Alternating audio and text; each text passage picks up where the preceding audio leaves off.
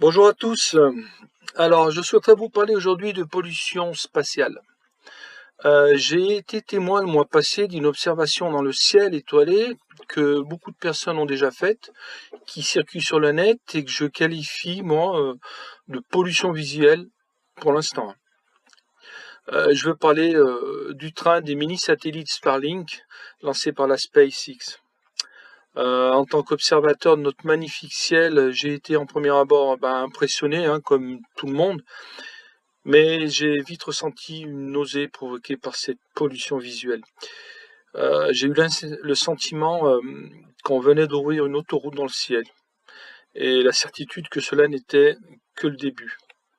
Pour ceux qui ne connaissent pas ou peu cette pollution, je vous propose d'en faire un rapide compte-rendu. Alors, la SpaceX est une entreprise américaine qui travaille dans le domaine de l'astronautique et vol spatial.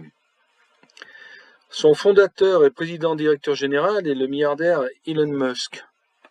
Il est aussi propriétaire, entre autres, de Tesla, les voitures électriques, et Boeing Company, la construction de réseaux de voies souterraines.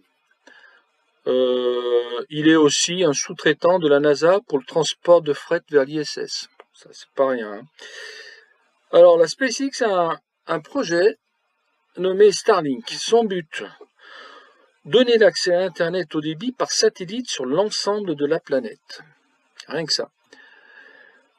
Il a déjà effectué 7 lancements de ces mini-satellites par grappe de 60 avec ses fusées Falcon 9 et placé à ce jour 420 satellites en orbite basse à 550 km d'altitude, juste au-dessus de l'ISS. Il compte à terme en envoyer 12 000, voire 42 000. Alors, il n'est pas le seul. Amazon et son projet Kuiper, Facebook et son projet Athena, OneWeb, entre autres, sont sur les rails. Voici l'introduction d'une vidéo de nos amis de 20 minutes qui résume le projet. Je vous la passe.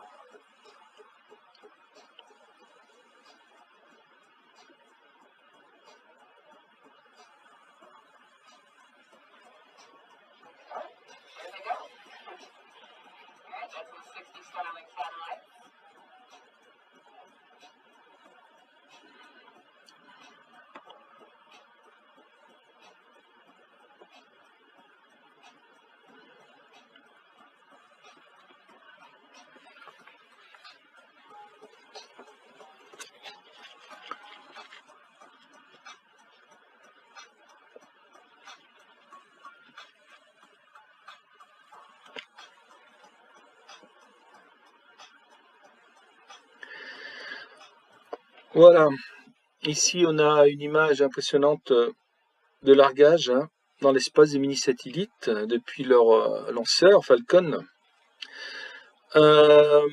J'ai sélectionné une séquence d'observation de nuit de ce fameux train de satellite, à peu près similaire à celle que j'ai vue, parce que j'ai pas pu moi la filmer ce jour-là. Il y en a beaucoup qui circulent sur le net, elles se ressemblent toutes. Moi, mon observation était un petit peu différente parce que c'était pas le même angle. Allez, je vous la passe.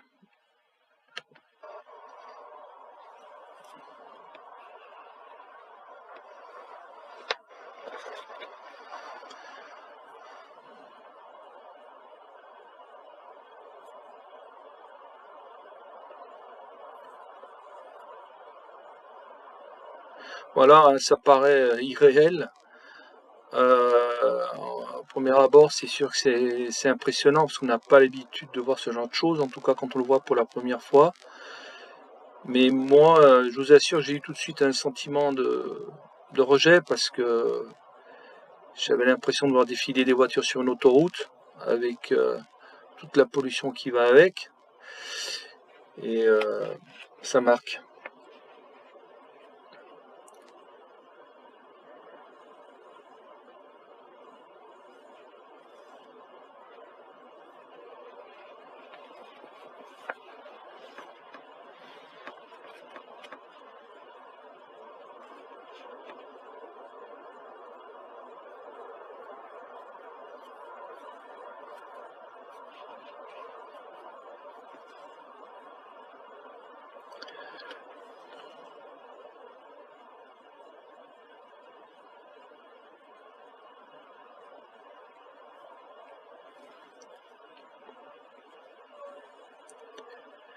Voilà pour l'observation.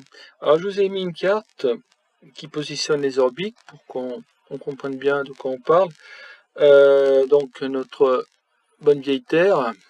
Alors l'orbite basse qui monte jusqu'à 2000 km depuis la Terre, elle est en cyan là, en bleu. Ensuite l'orbite moyenne entre 2000 et 35 786 km en jaune là. Puis l'orbite dite géostationnaire, à environ 36 000 km, en pointillé là. Et on le sait un peu moins, on a une orbite qui s'appelle orbite cimetière ou poubelle, ici, située à environ 200 km de l'orbite géostationnaire. Mais là, il faudrait parler plutôt d'une zone de l'espace que d'orbite. On va y revenir. Hein. Donc le plus grand nombre de satellites est placé en orbite basse, là. Cela concerne bien la communication, l'étude du climat, l'observation de la Terre, voilà ces choses-là. Viennent ensuite les satellites GPS, hein, qu'on voit ici en pointillé, en orbite moyenne, puis les satellites géostationnaires, ici en pointillé, les plus lourds, comme ceux des chaînes télévision. Hein. Alors eux ne changent pas de position, ils tournent autour de la Terre à la même vitesse que celle-ci. Hein. Donc, on dénombre environ 2630 satellites en fonction, à laquelle vont venir se rajouter les milliers de mini-satellites de la SpaceX, plus 7000 objets environ recensés qui traînent dans l'espace. Alors c'est des quads, des réservoirs et autres morceaux de satellites. À cela vient se rajouter plus de 21 000 débris supérieurs à 10 cm. De 1 à 10 cm, plus de 500 000 et inférieur à 1 cm, environ, tenez-vous bien, 135 millions. Alors là, c'est pareil, ces chiffres-là diffèrent selon les sources, mais globalement, hein, on n'est pas loin, ça vous donne une idée de tout ce qui tourne autour de notre belle planète. Alors, à qui appartiennent ces satellites? Alors, le haut du pavé est tenu dans l'ordre par l'Amérique, Chine, Russie, viennent ensuite d'autres pays, dont l'Agence spatiale européenne. Alors, que deviennent ces satellites en fin de vie? Eh bien, pour ceux en orbite géostationnaire, comme il est trop risqué et trop onéreux pour les agences spatiales de les faire retomber sur Terre, on va finir leur destruction dans l'orbite poubelle. Voilà, vous avez une illustration là. Pour le reste, orbite basse et moyenne, ils sont programmés pour retomber, c'est désintégrés lors de la rentrée dans l'atmosphère terrestre, mais cela n'est pas toujours le cas. Vous allez voir, voilà un débris tombé en Arabie Saoudite le 21 janvier 2001. Là, c'est une espèce de coiffe tombée en Australie. Ici, un autre débris, je crois que c'est l'Afrique du Sud. Voilà, puis il y en a des centaines et des centaines d'exemples comme ça. Alors, comme l'orbite poubelle de l'espace, on a trouvé sur Terre la même chose. On les fait plonger, tous ces satellites dont on n'est pas sûr qu'ils se désintègrent totalement, dans une zone qu'on aurait pu appeler décharge de satellites, mais qui est joliment baptisée Point Nemo. Bon, c'est plus romantique. Hein. Elle se situe dans le Pacifique Sud.